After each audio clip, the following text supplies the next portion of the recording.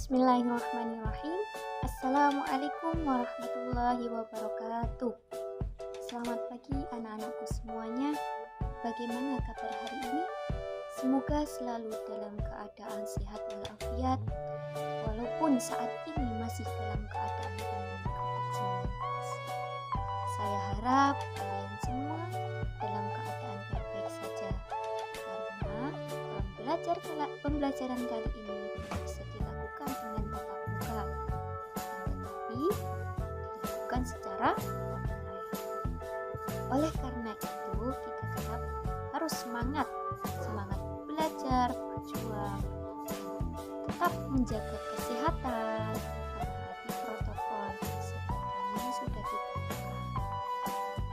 Sebelum kita mulai pembelajaran kali ini, kita awali pembelajaran hari ini dengan membaca doa. Kita mulai.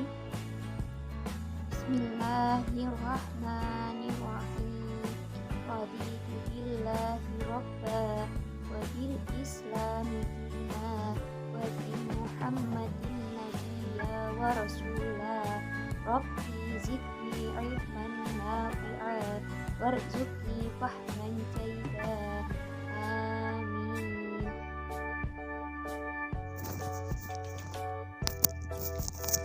Bab 8. Muamalah perserikatan. Di mana dalam pembelajaran muamalah perserikatan ini ada pun tujuan pembelajarannya. Yang pertama adalah siswa mampu menjelaskan pengertian tentang musaqah, muzara'ah, mukharabah, dan mudharabah. Yang kedua, siswa mampu memahami ketentuan berbagai aturan musaqah, muzara'ah, mukharabah, dan mudharabah. Yang ketiga, siswa mampu membaca dalil dan menerjemahkan dalil tentang aturan dalam musaqah, muzara'ah, mukharabah, dan mudharabah.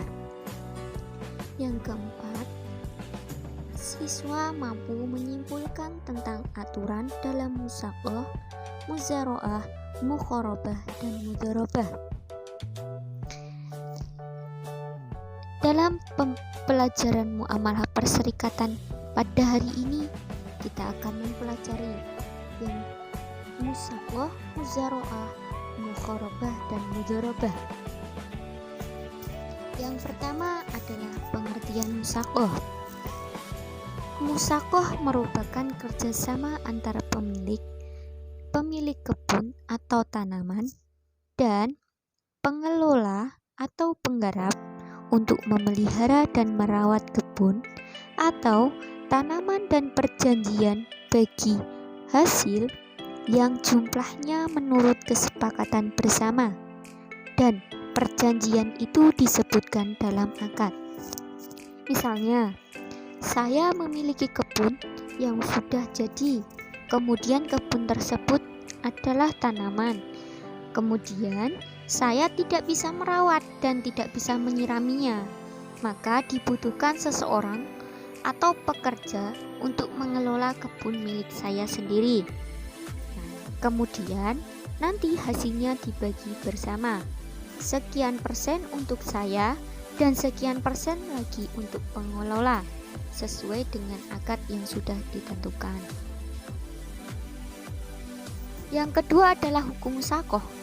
Hukum musaqah adalah mubah atau boleh, sebagaimana sabda Rasulullah SAW dari Ibnu Umar, sesungguhnya Nabi Muhammad SAW telah memberikan kebun beliau kepada penduduk Khaybar agar dipelihara oleh mereka.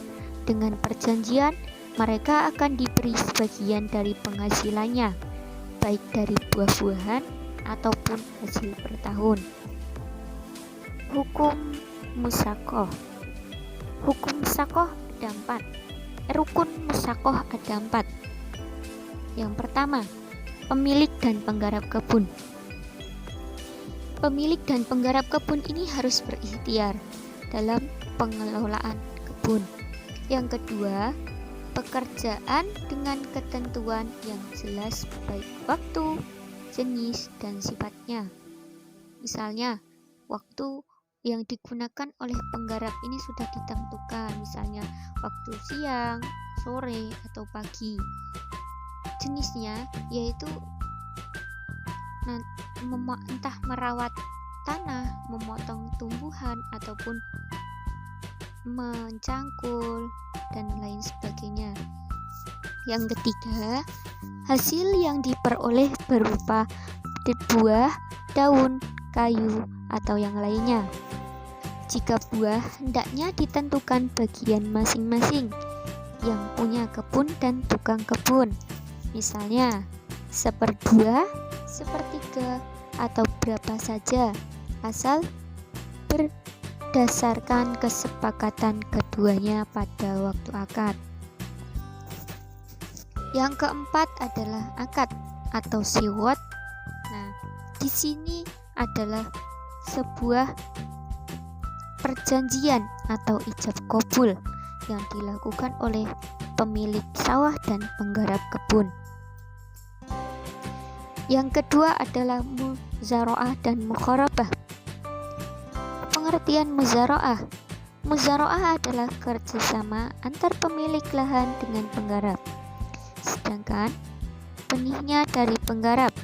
Pada umumnya, kerjasama muzara'ah ini dilakukan pada tanaman yang benihnya relatif murah, seperti padi, jagung, kacang, kedelai, dan lainnya. Yang kedua, pengertian mukhabarah. Mukhabarah adalah kerjasama antara pemilik lahan dengan penggarap, sedangkan benihnya dari benih cukup mahal, seperti cengkeh, pala, vanili, dan lain-lainnya. Namun, tidak tertutup kemungkinan pada tanaman yang benihnya relatif murah, pada pun dilakukan kerjasama mukharabah. Di sini perbedaan antara muzara'ah dan mukharabah adalah pada benihnya, yaitu berasal dari pengelola sawah ataupun pemilik sawah tersebut. Hukum muzara'ah dan mukharabah. Hukumnya adalah boleh, sebagaimana hadis Rasulullah SAW dari Ibnu Umar. Sesungguhnya Nabi Muhammad SAW telah memberikan kebun kepada penduduk Khaybar agar dipelihara oleh mereka. Dengan perjanjian mereka akan diberikan sebagian dari penghasilan, baik dari buah-buahan maupun dari hasil per tahun, yaitu palawija. Hadis riwayat Muslim. Yang ketiga adalah mudharabah. Pengertian mudharabah. Mudharabah adalah salah satu bentuk kerjasama perniagaan di mana si pemilik modal menyetorkan modalnya kepada pengelola dengan keuntungan akan dibagi bersama sesuai dengan kesepakatan kedua belah pihak, sedangkan jika mengalami kerugian akan ditanggung oleh si pemilik modal. Rukun mudharabah di sini ada dua, yaitu yang pertama adalah pemilik modal dan mudharib. Mudharib adalah penggarap atau pengelola. Yang kedua, adanya modal, kerja, dan keuntungan. Yang ketiga, adanya siwot, yaitu ijab dan kabul. Yang ketiga, macam-macam mudharabah. Secara umum mudharabah dapat dibagi menjadi dua, yaitu mudharabah mutlaqah dan mudharabah muqayyadah. Yang pertama adalah mudharabah mutlaqah, di mana pemilik modal atau sohibul mal memberikan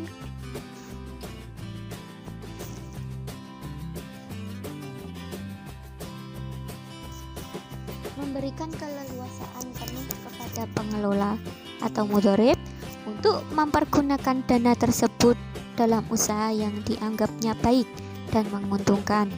Namun, pengelola tetap bertanggung jawab untuk melakukan pengelolaan sesuai dengan praktek kebiasaan untuk normal yang sehat. Yang kedua adalah mudharabah muqayyah, di mana pemilik dana menentukan syarat dan pembatasan kepada pengelolaan dalam penggunaan dana tersebut dengan jangka waktu, tempat, jenis usaha, dan sebagainya. Sekian pembelajaran dari saya. Terima kasih, dan apabila masih ada pertanyaan dan banyak salah, saya akhiri. Wallahu muwaffiq ila aqwamit thoriq. Wassalamualaikum warahmatullahi wabarakatuh.